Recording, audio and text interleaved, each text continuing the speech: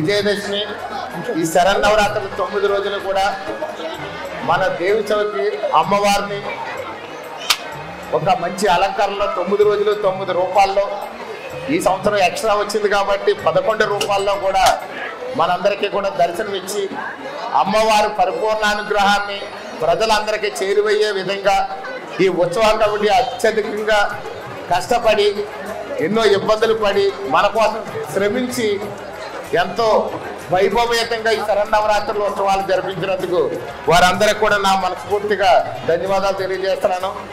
అందులో పాల్గొనే భాగ్యాన్ని కలిగించినందుకు కూడా వారికి ప్రత్యేక కృతజ్ఞతలు తెలియజేసుకుంటూ